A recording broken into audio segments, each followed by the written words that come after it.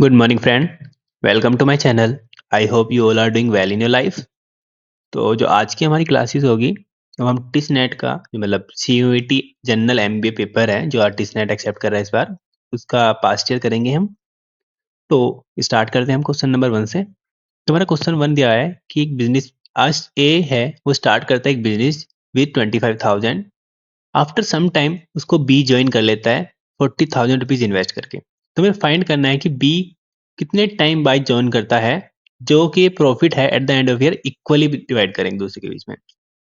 Now इसमें बात की हुई है प्रॉफिट की, इन्वेस्टमेंट की और टाइम की। तो we should know the relation कि जो प्रॉफिट जो होता है हमारा प्रॉफिट वो इक्वल होता है कैपिटल इनटू टाइम। ये हमारा एक रिलेशन होता है प्रॉफिट और कैपिटल टाइम के बीच में।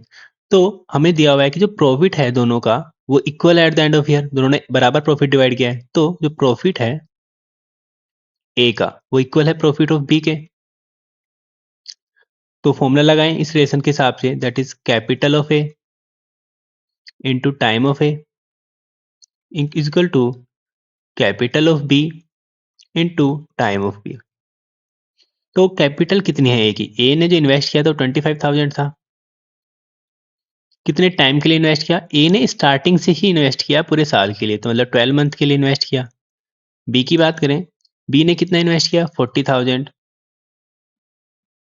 टाइम की बात करें, बी ने कितने टाइम के लिए इन्वेस्ट किया? हमें नहीं पता कि बी ने कितने टाइम के बाद इन्वेस्ट किया है, क्योंकि उसने कुछ टाइम के बाद इन्वेस्ट किया ये दिया हुआ है। तो जो टाइम है बी का वो एग्जैक्ट ऐसे लिख लेंगे। तो उसको अब कैंसिल करें हम, यहाँ से कैंसिल। तो टाइम ऑफ बी जो यहाँ से निकल के आया दैट इज 12 इंटू 25 अपॉन 40। इसको कैंसिल करेंगे, 5 5 जा एंड 5 8 जा, दैट विल बी 4 2 जा एंड 4 3 जा, that will be 15/2 is equal to 7.5। जो टाइम है बी का उसने मतलब 7.5 मंथ के लिए इन्वेस्ट किया है। कितने मंथ के लिए इन्वेस्ट किया है? 7.5 मंथ के लिए। तो इसने पूछा था कि बी ने ए के कितने बाद इन्वेस्ट किया। तो ए ने स्टार्टिंग में इन्वेस्ट किया, बी ने 7.5 मंथ के लिए इन्वेस्ट किया। तो जो बी ने कितने मंथ के लिए इन्वेस्ट किया? 12 मंथ के लिए। सॉरी, ए ने 12 मंथ के लिए, बी ने कितने मंथ के लिए इन्वेस्ट किया? 7.5 मंथ के लिए। तो इनके बीच का जो डिफरेंस है दैट इज 4.5 मंथ। तो जो बी ने ए के 4.5 मंथ बाद वो आया होगा, तो आंसर कितना आया होगा? सी। नाउ नेक्स्ट क्वेश्चन देखते हैं। नेक्स्ट क्वेश्चन की बात करें तो इसमें 3 पार्टनर है, business partner P Q are. Start करते हैं एक बिजनेस। जो कैपिटल है पी की वो ट्वाइस है equal to the thrice of Q capital, and जो क्यू की जो कैपिटल है वो इक्वल है 4 टाइम ऑफ आर कैपिटल। तो टोटल प्रॉफिट जो है एंड ऑफ द ईयर उन्हें 27,500 का होता है। तो हमें क्यू का शेयर फाइंड करना है। तो फर्स्टली जो हमें ये रिलेशन दिया हुआ है इस रिलेशन को लिख लेते हैं हम। इनके जो कैपिटल का रिलेशन दिया हुआ है, तो इन्होंने दिया हुआ है कि जो पी का जो let the capital invest by P Q R equal is be P Q R. हमने पी क्यू आर ही मान लिया इनका, ठीक है। तो जो पी ने जो इन्वेस्ट किया दैट उसका जो ट्वाइस है वो किसके इक्वल है? That is equal to thrice of amount of Q. ये दिया हुआ है twice of P equal to the thrice of Q. तो यहाँ से पी अपॉन क्यू का रेशियो क्या आ गया? 3/2। नाउ यहाँ पे क्या हुआ है कि जो क्यू का कैपिटल है वो इक्वल है 4 time of R, that is Q is equal to 4 time of R. तो क्यू अपॉन आर का रेशियो निकाल लें तो 4/1। तो हमें यहाँ पे पी अपॉन क्यू का रेशियो मिल गया, क्यू अपॉन आर का रेशियो मिल गया। तो हमने रेशियो में पढ़ा था कि अगर जो हमें इस तरह से फॉर्म में दिया हुआ हो रेशियो 3 बंदों का, तो हम उसको कंप्लीटली कैसे एक रिलेशन बना सकते हैं तीनों के बीच में, that is P ratio Q ratio R के बीच में रिलेशन कैसे बना सकते हैं। तो पहले इसको ऐसे लिख लें कि पी क्यू के रेशियो में कितना है? 3:2। ओके, क्यू और आर के बीच में कितना है? 4:1। तो यहाँ पे तो क्यू ने 2 इन्वेस्ट किया, यहाँ पे 4 इन्वेस्ट किया, बट अमाउंट तो इस बिजनेस में जो क्यू ने सेम इन्वेस्ट किया होगा। तो इस अमाउंट को सेम बनाएंगे हम। तो सेम कब बन सकता है इसके इक्वल? जब हम इसको 4 बना दें। 4 कब बन सकता है? 2, जब इस पूरी टर्म को हम 2 से मल्टीप्लाई कर दें। तो यहाँ से क्या हो जाएगा? ये 6 बन जाएगा और ये 4 बन जाएगा। तो पी ने कितना इन्वेस्ट किया हुआ? 6, क्यू ने कितना? 4 और आर ने 1। तो जो रेशियो है इन्वेस्टमेंट का तीनों का वो हो गया 6:4:1। ना हमें बताना है कि क्यू का शेयर कितना है। तो हमें पता है जो शेयर किसके बेस पे निकालते हैं कि जितना उसने अमाउंट इन्वेस्ट किया है, टोटल अमाउंट। तो यहाँ से नेक्स्ट देखें तो क्यू का जो शेयर हो जाएगा यहाँ से, क्यू ने टोटल अमाउंट कितना इन्वेस्ट किया, 4। कितने मतलब क्यू ने 4 इन्वेस्ट किया, टोटल अमाउंट कितना इन्वेस्ट किया गया था, दैट इज 10/11। तो 11 अमाउंट में से जो क्यू का शेयर कितना है, 4, क्योंकि 4 उसने इन्वेस्ट किया। तो टोटल प्रॉफिट कितना है, 27500। यहाँ से हम इसको डिवाइड करेंगे, दैट विल बी 2 जा 5 जा 00। तो क्यू का जो शेयर आया यहाँ से वो आया 10,000। ये आंसर हो गया बी। नाउ नेक्स्ट क्वेश्चन देखते हैं। An amount of 10,000 become 14,641 in 2 years if the interest is compounded half yearly. What is the rate of compound interest per annum? तो इस क्वेश्चन में हमें क्या बोला है कि अमाउंट है 10,000, वो इन्वेस्ट किया गया है। वो इन्वेस्ट करने के बाद 14,641 आ गया 2 ईयर में। अगर जो इंटरेस्ट रेट है वो कंपाउंडेड किया गया है फॉर हाफ ईयरली, तो हमें बात करना है रेट पर एनम का। तो अगर जो हम सबसे पहले let the rate per annum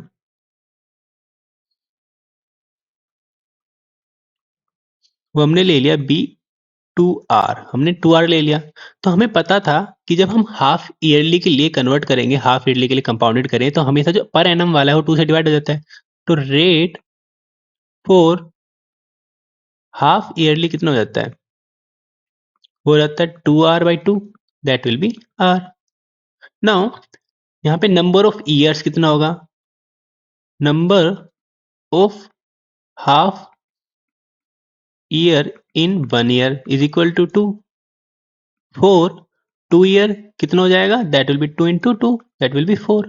now हमने एक फॉर्मूला पढ़ा है that A is equal to P1 + R/100 T. तो टी हमारा यहाँ पे क्या है 4, आर क्या है हमारा, आर ही रहेगा क्योंकि हमें हाफ ईयरली निकालना था। और ए कितना है हमारा, that is this amount. So 14,641 is equal to 10,000 1 + R/100 now अगर हम इसको इधर डेनोमिनेटर में ले जाए, 14,641 upon 10,000 is equal to 10,000, oh sorry 10,000 हम इधर ले गए, सॉरी फॉर दैट। ये हो जाएगा 1 + R/100 नाउ अगर हम इस टर्म को देखें तो ये टर्म है, इसको ब्रेक करेंगे तो ये बन जाएगा 11^4। इसको देखेंगे तो ये बन जाएगा 10^4। तो ये टोटल बन जाएगा 11/10^4। यहाँ पर हो जाएगा 1/R/100 नाउ दोनों 4 4 है, कैंसिल हो जाएंगे। तो यहाँ से हो जाएगा 1 + R/100 इज इक्वल टू 11/10। यहाँ से क्या हो जाएगा, R/100 is equal to 11/10 - 1। R/100 is equal to 1/10। यहाँ से इसको कैंसिल, तो R की जो वैल्यू है हमारी, जो रेट है वो हाफ ईयरली, जो रेट है हमारा हाफ ईयरली के लिए वो कितना आ गया 10। तो जो रेट है हमारा पर एनम वो क्या था, दैट इज 2R। तो यहाँ से हो जाएगा 2 × 10 दैट विल बी 20%। तो आंसर हमारा जाएगा सी। Now next question. एक मैन है, वो गुड़ खरीदता है जिसकी कीमत है 10,000 रुपीज।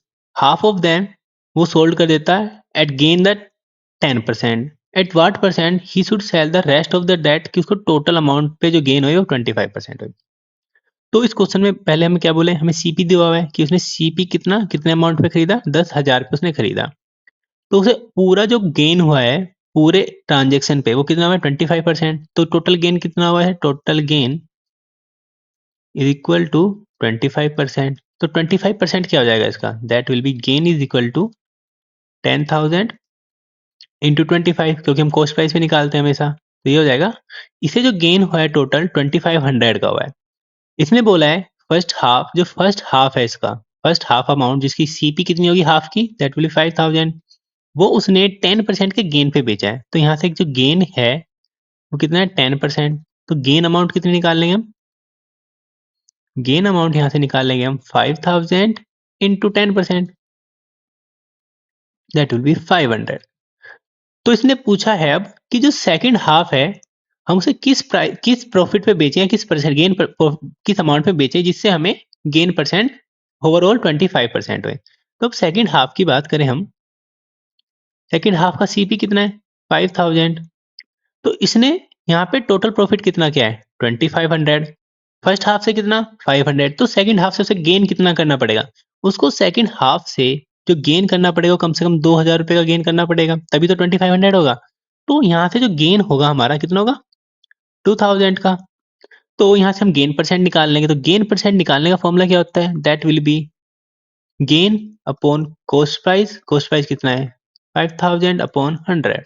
तो इसको इससे कैंसिल तीनों, यहाँ से हमने निकाला 20, तो यहाँ से कितना आ गया अमाउंट 40। तो हमारा जो गेन परसेंट है सेकंड हाफ पे वो 40% होगा, तभी जाके हमें ओवरऑल ट्रांजैक्शन पे 25% गेन मिलेगा। तो answer will be C. Now next question,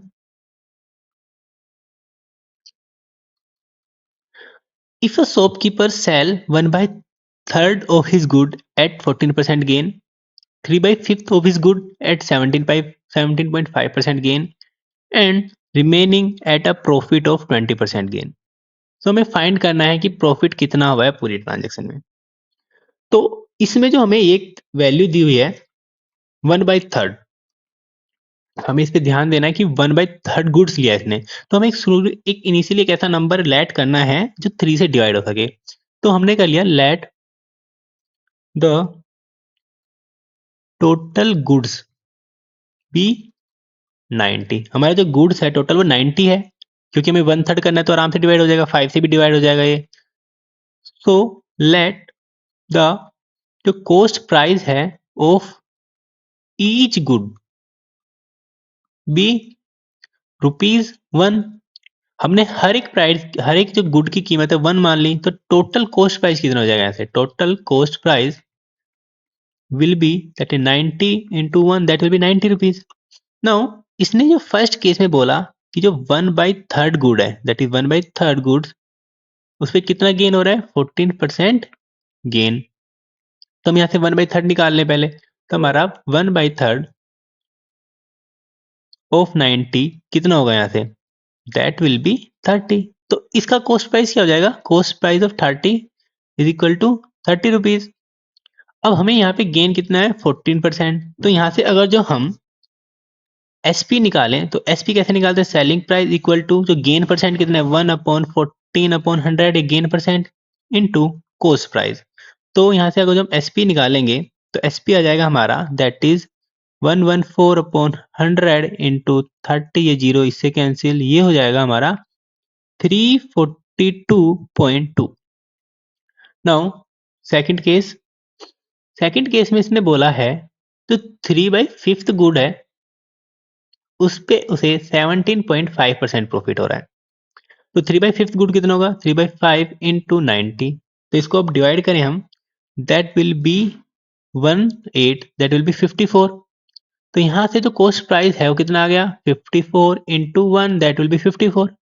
इसने बोला है कि हमें 17.5% गेन हुआ है, तो सेलिंग प्राइस यहाँ से कितना हो जाएगा, selling price will be that is 1 plus 17.5/100, क्योंकि गेन परसेंट इंक्रीज होगा सीपी पे इंटू कॉस्ट प्राइस 54। तो यहाँ से हो जाएगा 117.5/100 इंटू 54।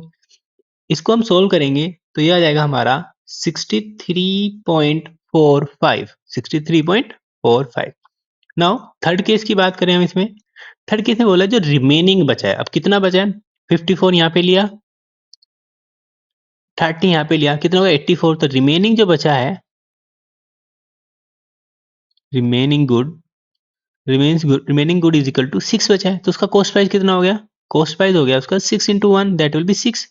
यहाँ पे उसको जो गेन हो रहा है उस पे हो रहा है 20%। तो यहाँ से इसका सेलिंग प्राइस कितना हो जाएगा, that will B 20% increase on cost price. Cost that is, ये इसको कैंसिल करेंगे तो यहाँ पे 5 आ गया, ये 1 आ गया, तो यहाँ पे इधर जाके 6/5 इंटू 6, तो इसको यहाँ पे 36/5 करेंगे तो ये आ जाएगा हमारा 7.2। तो सेलिंग प्राइस हमारा, टोटल सेलिंग प्राइस कितना हो गया, टोटल एसपी 7.2 प्लस 63.45 प्लस 34.2, इसको ऐड करेंगे टोटल तो ये हो जाएगा हमारा 04.85। हमारा कॉस्ट प्राइस कितना था टोटल 90, तो हमारा एस भी ज्यादा है, तो मतलब यहाँ पे क्या हो रहा होगा, हमें गेन हो रहा होगा। तो गेन परसेंट हम निकालने के लिए क्या करेंगे, that is profit, that is 1.485 minus 90 upon 90 into 100। सो यहाँ पे इसको सोल्व करेंगे, तो इसे सोल्व करने पे हमारा आएगा दैट इज 16.5% उसको गेन हुआ है टोटल ट्रांजेक्शन में। तो हमारा जो आंसर हो जाएगा ये हो जाएगा। नाउ नेक्स्ट क्वेश्चन देखते हैं।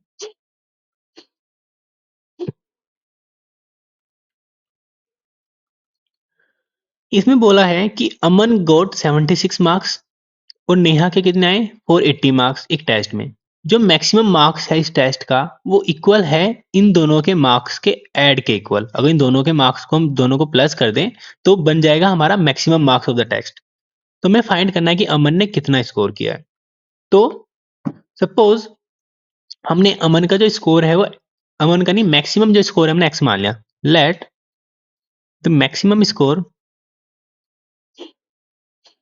या मार्क्स बी एक्स। हमारा एक्स हो गया मैक्सिमम मार्क्स। तो अमन का स्कोर कितना है, अमन का स्कोर है that will B 76% of x, that will B 76/100 x. ये हो गया अमन स्कोर।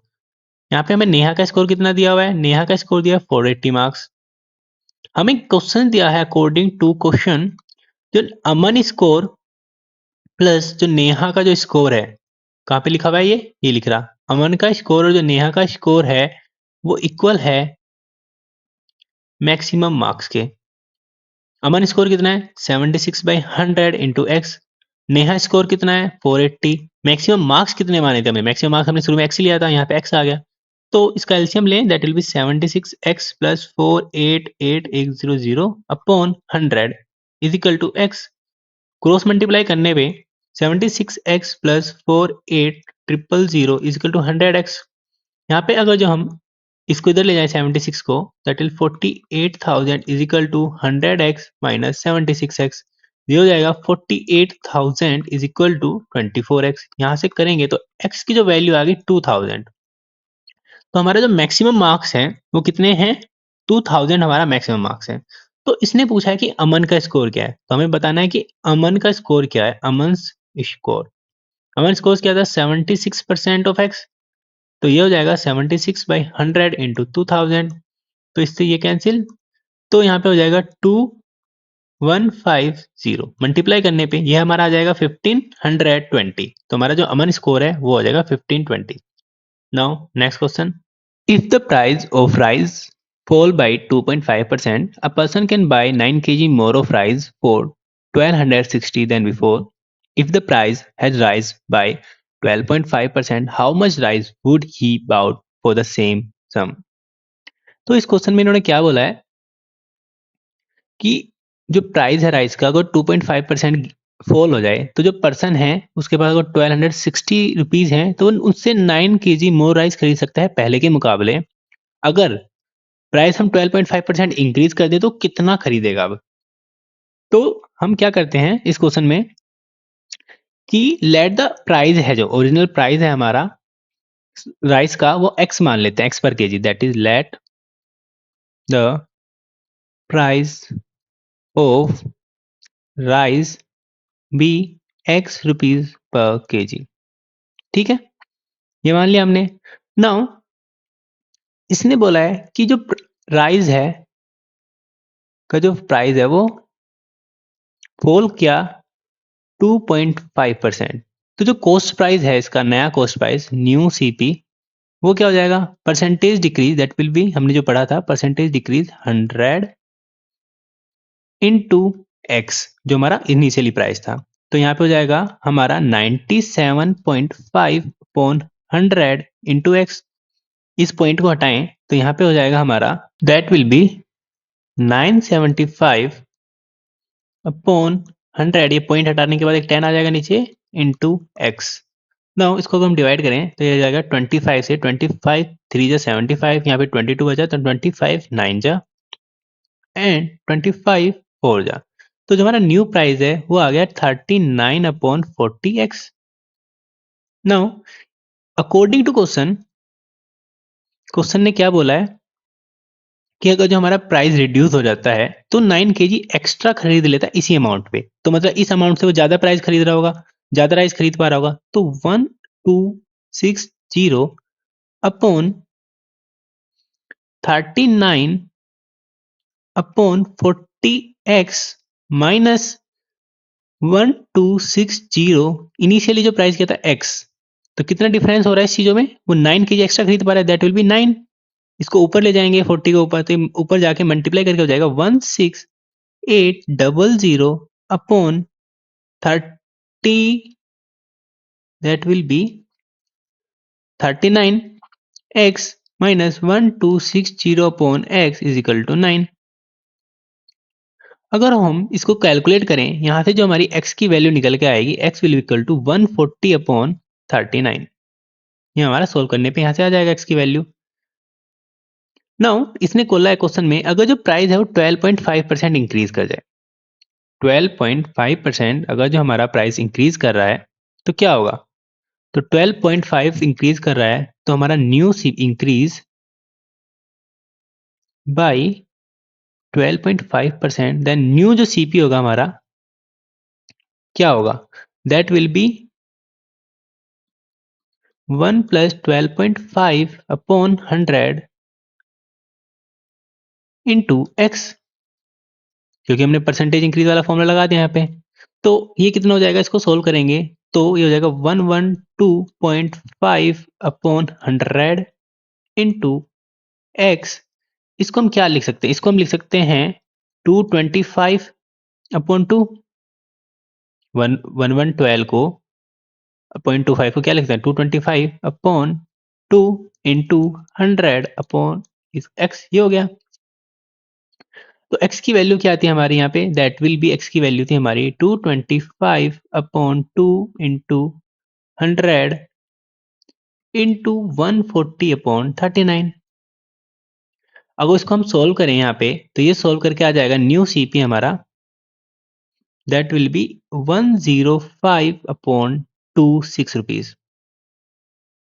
तो इसने पूछा था कि अगर जो ये अमाउंट है तो इससे कितना सम खरीदेगा, तो हमारा अमाउंट कितना है, तो नाउ क्वांटिटी जो है of rice bought is equal to 1260 upon 105, जो ये 26 है, ये इसके अपॉन में रहेगा तो ऊपर जाएगा मल्टीप्लाई जाएगा, यानी 26। इसको अगर हम सॉल्व करेंगे तो यहाँ से आ जाएगा 312 kg, ठीक है, तो यहाँ से आ जाएगा 312 kg, तो आंसर ये हो जाएगा। नाउ नेक्स्ट क्वेश्चन देखते हैं। नेक्स्ट क्वेश्चन में हमें बोला है कि 1820 अमाउंट है वो डिवाइड करा गया है ए बी सी के बीच में, और ए का जो शेयर है is equal to the 2/5 of combined share of B plus C. तो हमें बताना है कि ए को कितना अमाउंट मिलेगा। तो हम पहले क्वेश्चन के अकॉर्डिंग देखें, अकॉर्डिंग टू क्वेश्चन जो ए का जो शेयर है वो इक्वल है 2/5 टाइम्स ऑफ बी प्लस सी। यहाँ से जो रेशियो है ए अपॉन बी प्लस सी का कितना आ गया 2/5, मतलब ए ने 2 अमाउंट इन्वेस्ट किया है और बी और सी ने मिलकर 5 इन्वेस्ट किया है, और दोनों ने मिलकर जो तीनों ने मिलकर जो टोटल अमाउंट इन्वेस्ट किया है वो कितना किया है 7। तो ए का कितना रोल है, जो ए का इन्वेस्टमेंट है, a fraction of a share, A का जो शेयर कितना है फ्रैक्शन, ए ने टोटल अमाउंट कितना है 7, ए ने कितना इन्वेस्ट किया है 2, तो ए का जो फ्रैक्शन हो गया 2/7 हो गया। तो जो प्रॉफिट कितना है 1820, तो ए का जो शेयर हो जाएगा यहाँ से वो कितना हो जाएगा 2/7 टाइम्स ऑफ 1820, इसको कैंसिल करेंगे दैट विल बी 7 टू जा एंड 7, दैट इज यहाँ से आ जाएगा हमारा 520 rupees will be the A share, क्या हो जाएगा answer D. Now next question देखते हैं। तो इसमें बोला है कि जो एज है पी एंड क्यू की वो रेशियो में दी गई है 5:6 के, आफ्टर 6 ईयर ये रेशियो क्या हो जाता है 6/7 हो जाता है। तो हमें बताना है कि क्यू की एज 10 साल पहले क्या थी। तो let the present age P and Q be 5x and 6x। हमने जो पी और क्यू की जो प्रेजेंट एज है 5x और 6x मान ली। आफ्टर 6 ईयर P की एज क्या हो जाएगी 6 ईयर बाद 5x प्लस 6, Q की एज क्या हो जाएगी 6x प्लस 6। इन दोनों का जो रेशियो है वो किसके इक्वल दिया हुआ है 6/7। अगर हम क्रॉस मल्टीप्लाई कर दें तो यहाँ जाएगा 35x plus 42 is equal to 36x plus 36। यहाँ से x की अमाउंट जो निकालें वो कितना आ जाएगा 6। तो जो Q की प्रेजेंट एज है वो कितनी है 6x, that will B 6 into 6, 36 years.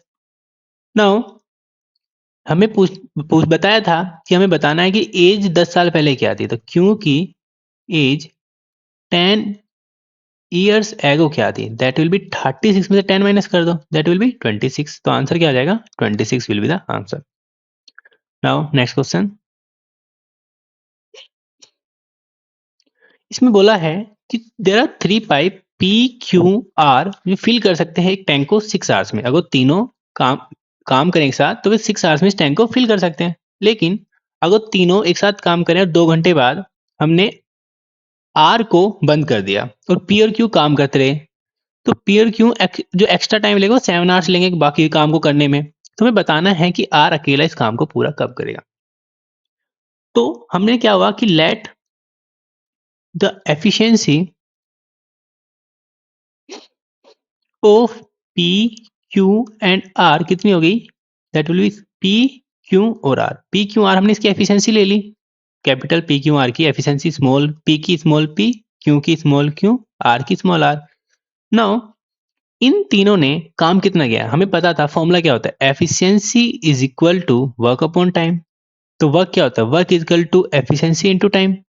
Efficiency क्या है पी क्यू आर, टाइम हमें क्या हुआ है 6, तो हमारे यहाँ से टोटल वर्क अगर जो हम निकालें तो टोटल वर्क कितना किया होगा इन्होंने।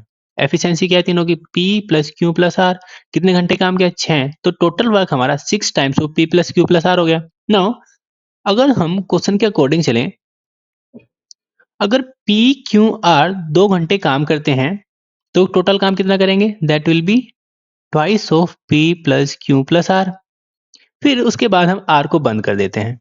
उसके बाद जो रिमेनिंग काम है वो पी प्लस क्यू मिलके 7 घंटे काम करते हैं plus 7 times of P plus Q, वो हमारा टोटल काम कंप्लीट हो जाता है। तो ये जो टोटल काम इन दोनों ने यहाँ पे मिलके किया, इन दो बैच पैचेज में दो लैग में काम किया, तो इक्वल इसके इक्वल, क्योंकि टोटल काम कंप्लीट किया ना इन्होंने यहाँ से, तो ये हो जाएगा 6 times of P plus Q plus are.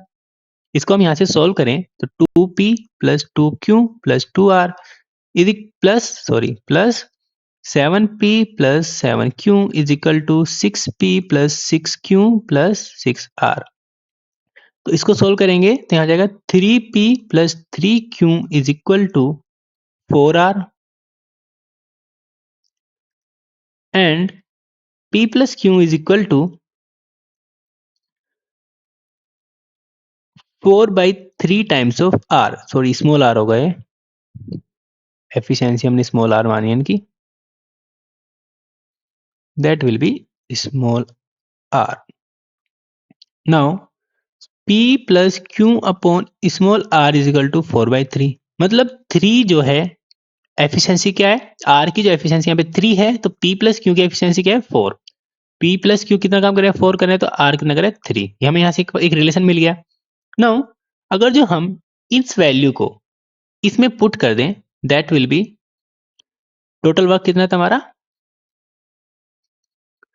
P plus Q plus R into 6। तो P प्लस क्यू कितना काम कर रहे हैं 4 काम, आर कितना काम कर रहा है 3, तो टोटल कितना 7 इंटू 6 दैट विल बी 42 हमारा टोटल काम है। तो हमें बताना है कि आर अलोन कितना काम करेगा। तो हमें पता था कि हमें work efficiency is equal to work upon time. अगर हमें यहाँ से टाइम निकालना है तो क्या होता है वर्क अपॉन एफिशिएंसी। तो आर अगर जो अलोन काम करेगा उसका टाइम क्या होगा वर्क, दैट इज 42। उसकी एफिशिएंसी क्या है आर की एफिशिएंसी हमने यहाँ से 3 आ रही थी तो यहाँ पे 3, तो यहाँ पे निकल जाएगा 14 डेज में आर हमारा अकेला काम कर सकता है, that will be C.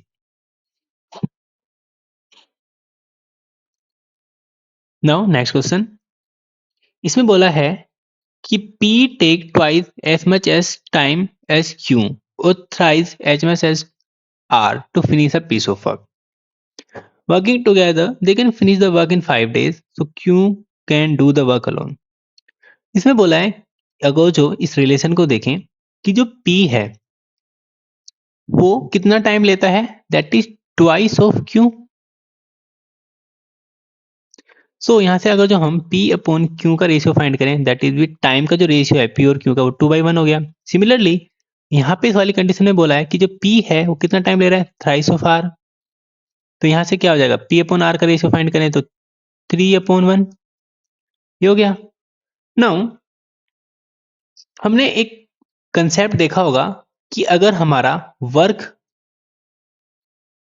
Constant है, एफिशिएंसी का फॉर्मूला होता है efficiency is equal to work upon time. तो वर्क का फॉर्मूला क्या होता है, work is equal to efficiency into time. तो अगर हमारा वर्क कांस्टेंट है तो efficiency of first and equal to efficiency of T and T two. तो यहाँ से क्या हो जाएगा, efficiency of one upon efficiency of two is equal to twice of T one. तो इसका मतलब क्या है कि अगर जो एफिशिएंसी है वन अपॉन टू का रेशियो है तो हमेशा रेसिप्रोकल होंगे उनके टाइम के रेशियो के, ठीक है। तो यहाँ पे अगर जो ये क्या दिया हुआ है, टाइम दिया हुआ है दोनों का, तो इनके एफिशिएंसी का रेशियो क्या आएगा, इनकी एफिशिएंसी का रेशियो क्या आ जाएगा। यहाँ हमने देखा है कि रेसिप्रोकल हो रहा है, जो एफिशिएंसी वन की है वो उसका टाइम अपॉन में आ रहा है, वो इनवर्सली प्रोपोर्शनल कर रहा है। तो जो यहाँ पे एफिशिएंसी का रेशियो हो जाएगा 1/2। सिमिलरली यहाँ पे एफिशिएंसी का रेशियो क्या हो जाएगा, पी और आर का, दैट विल बी 1/3। इसको मैं रफ कर देता हूँ।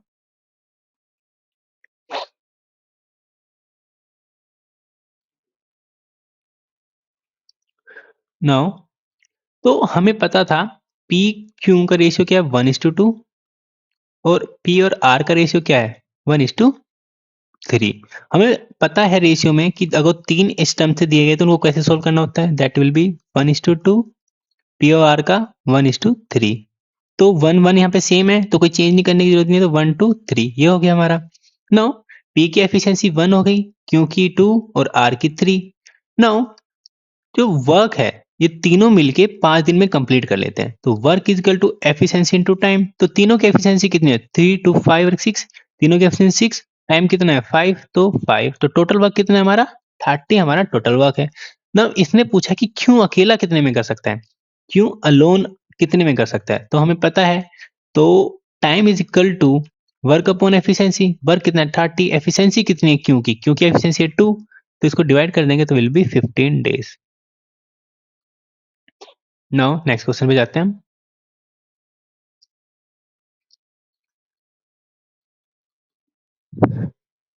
P take twice as much as, sorry ये दोबारा सेम क्वेश्चन हो गया, आई थिंक दो बार रिपीट कर दिया मैंने। हाँ, 2 बार रिपीट कर दिया। नाउ इस क्वेश्चन को देखते हैं नेक्स्ट को। Two trains of equal length are running on a parallel track. दो ट्रेन हैं वो रनिंग कर रही हैं पैरेलल ट्रैक पे in the same direction at 40 kilometre per hour and 30 kilometre hour. Faster train है वो पास कर दे रही है स्लोअर ट्रेन को इन 54 सेकंड। तो हमें लेंथ पता करनी है कि हमारी जो लेंथ है दोनों ट्रेन की क्या होगी। नाउ इस क्वेश्चन की हम बात करें तो इसमें क्या है कि let the length of each train वो कितनी है हमारी, x हो गई। तो हमारा सपोज ये एक ट्रेन है और एक ये ट्रेन है, ये दोनों एक ही डायरेक्शन में चल रही है। तो ये फास्ट वाली है, ये स्लो वाली है। जब फास्ट वाली स्लो वाली को क्रॉस करेगी तो स्लो वाली की पूरी लेंथ क्रॉस करेगी और अपनी वाली पूरी लेंथ क्रॉस करेगी। तो ये वाली कंडीशन बनेगी जब एक दूसरे क्रॉस हो जाएगी। तो ये जो टोटल डिस्टेंस कितनी कवर की, ये वाली कवर की और ये वाली की। तो यहाँ से इसने टोटल डिस्टेंस कितनी कवर की, that will B 2x।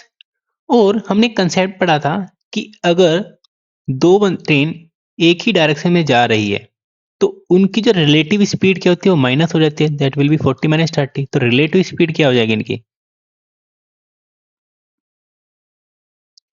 Relative speed is equal to 40 minus 30। तो ये हो जाएगी 10 किलोमीटर पर आवर। नाउ तो हमें क्या पता है, हमें फाइंड क्या करना है कि लेंथ फाइंड करनी है। तो हमें वी नो कि time is equal to distance upon speed. Time हमें क्या है 54, तो टाइम विल बी 54। डिस्टेंस कितनी दी है 2x, रिलेटिव स्पीड 10। अब हमें जो बात हुई है यहाँ पे मीटर और सेकंड्स की बात हुई है, तो अगर उसको हम मीटर पर सेकंड में कन्वर्ट करें तो 10 × 5/18 हो जाएगा। क्योंकि 1 kilometre per hour is equal to 5/18 metre per second square per second, ये वाला हमें कन्वर्जन पता होना चाहिए। तो यहाँ पे हो जाएगा स्पीड इक्वल टू 5/18, ये 18 हमारा ऊपर चला जाएगा, 54 is equal to 2x into 18/50, तो ये हो जाएगा हमारा 3 दैट विल बी, ये कनेक्ट करेंगे। तो अगर जो हम इसको यहाँ से करें 25, तो x की जो मीजर आई यहाँ से आई 75 मीटर, तो जो लेंथ है इस ट्रेन की वो क्या होगी 75 मीटर। नाउ नेक्स्ट क्वेश्चन,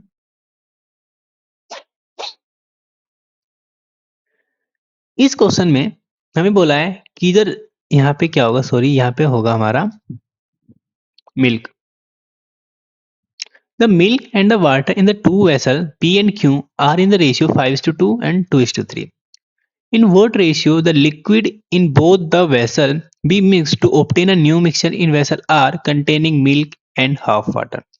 तो इसमें इन्होंने बोला है कि जो P वेसल है उसमें मिल्क और वाटर का जो रेशियो क्या है 5:2, क्यू वेसल है उसमें कितना है 2:3, एक आर वेसल है, उस सपोज एक आर वेसल लिया, इसमें जो लिक्विड है दोनों से लिया और मिक्स कर दिया, जो न्यू मिक्सचर बना आर में इस तरीके से बना कि वो कंटेन करता है मिल्क, ये टोटल मिल्क, और जो वाटर है हाफ अमाउंट में। तो हमें ये बताना है कि किस रेशियो में होगा यहाँ पे।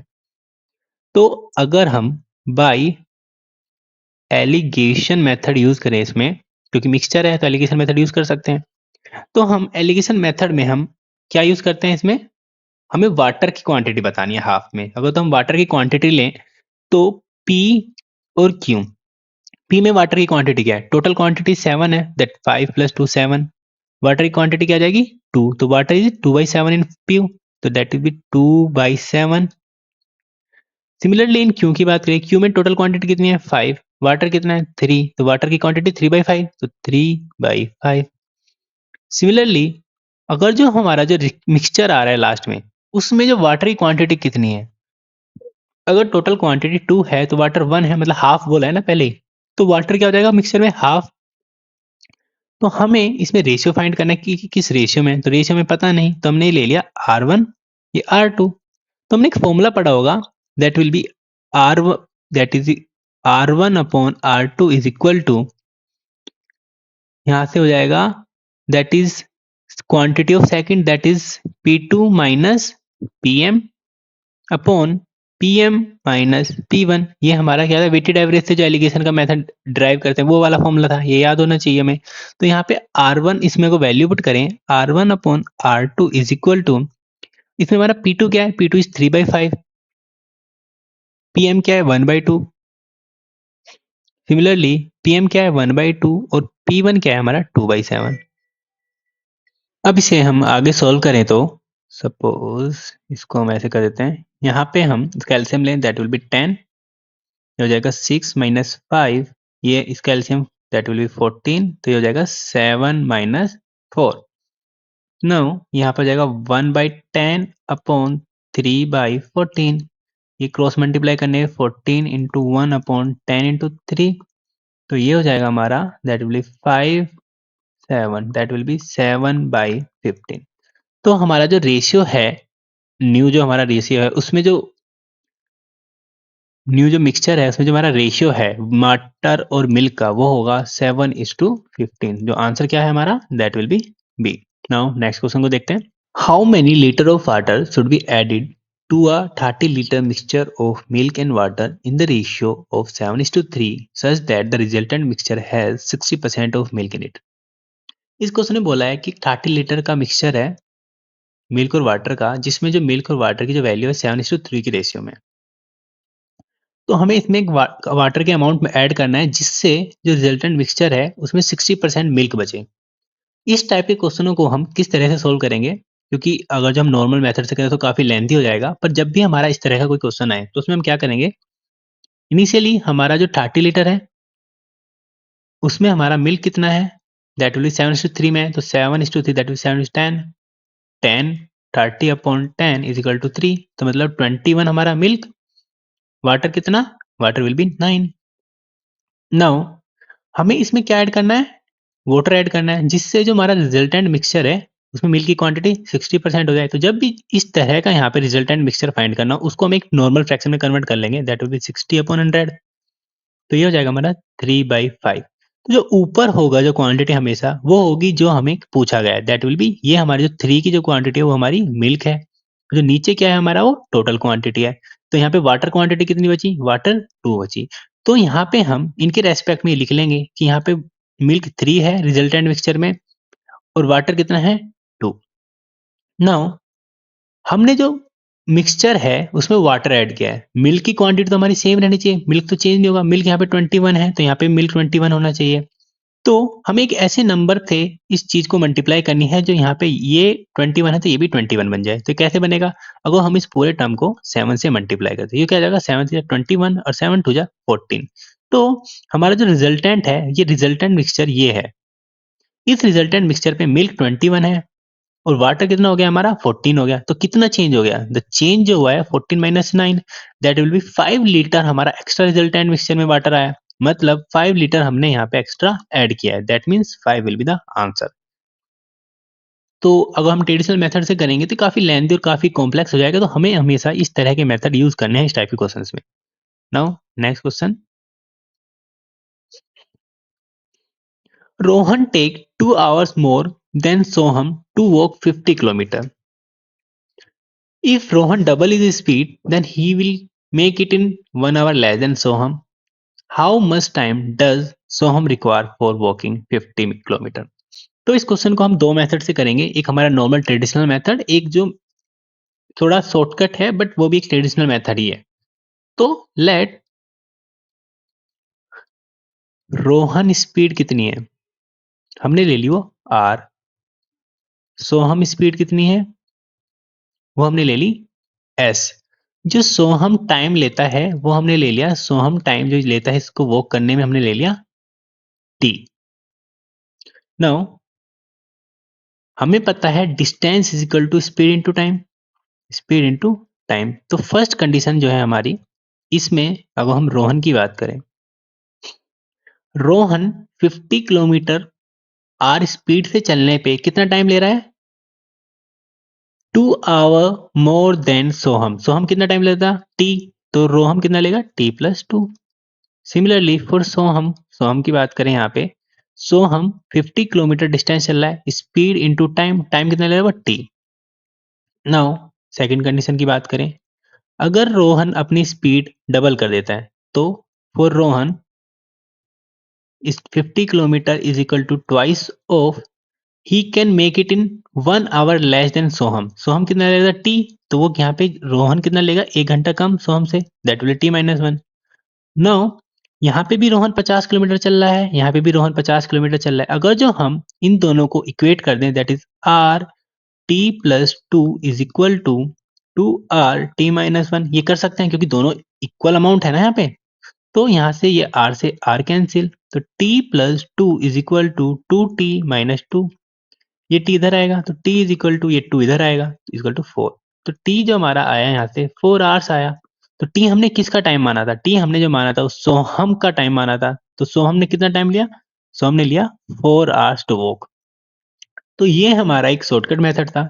लेकिन अगर हम इसे ट्रेडिशनल मेथड से जाते हैं, जो हमें ट्रेडिशनल मेथड है डिस्टेंस स्पीड वाला फॉर्मूला, और किसी को ये चीज ना समझ में आ रही हो उससे करना चाहे तो उससे कैसे करेंगे? Let's see.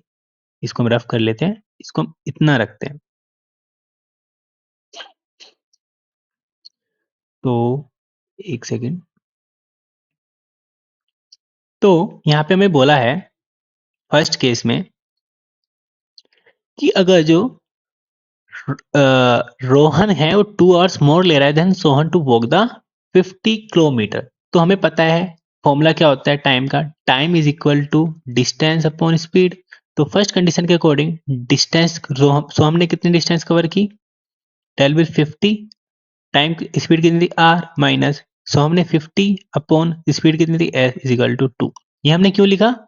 कि हमें गिवन था जो time taken by Rohan minus time taken by Soham वो हमेशा 2 आ रहा है। हमें यहाँ पे डिफरेंस क्या दे दिया? 2 दे रखा है ना। Time taken by Rohan and time taken bye 2, उनका डिफरेंस कितना है? 2।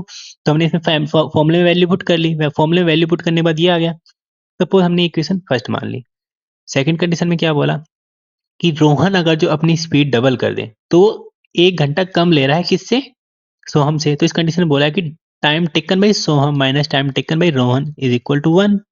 तो यहाँ पे 50 distance speed upon 50 upon 2r minus 1 is equal to 1। तो ये हो गई हमारी सेकंड कंडीशन। नाउ अगर जो हम इसका एलसीएम ले फर्स्ट वाली कंडीशन का, तो क्या हो जाएगा, आर एस 50 मैंने कॉमन ले लिया, तो ये हो जाएगा S minus R is equal to 2। तो इसको ना मान के फर्स्ट इक्वेशन हम इक्वेशन मान लेते हैं, इसको मान लेते हैं फर्स्ट इक्वेशन, ठीक है, ये होगी हमारी फर्स्ट। सिमिलरली अगर जो हम इसका एलसीएम ले यहाँ पे, ये यहाँ पे हो जाए, दैट विल बी 2r(s), 50 यहाँ से कॉमन, तो 2r minus S is equal to 1। ये इक्वेशन सेकंड हो गई। तो अगर हम इक्वेशन फर्स्ट और सेकंड को डिवाइड कर दें, that will be equation 1 divide by equation 2। तो इक्वेशन फर्स्ट क्या है, that is 50s minus R upon R S. Equation second क्या है, 50 2r minus S upon 2r is equal to 2 upon 1। 50 से 50, आर एस से are S cancel, ये 2 ऊपर चला जाएगा, twice of S minus R upon 2r minus S is equal to 2/1। अब हम क्रॉस मल्टीप्लाई कर दें तो ये हो जाएगा 2s minus 2r is equal to 4r minus 2s। ये r इधर आ जाए, s इधर ले आए, तो 4s is equal to 6r। तो अगर हम यहाँ से r की वैल्यू फाइंड करें तो r इज इक्वल टू, ये हो जाएगा 2, ये हो जाएगा 3, तो r की वैल्यू क्या आ गई हमारी, 2 upon 3 times of s। Now इस वैल्यू को हम किसी एक इक्वेशन में पुट कर देते हैं। कौन सी इक्वेशन पुट कर दें, सपोज हम इस वाली वैल्यू में यहाँ पे पुट करते हैं।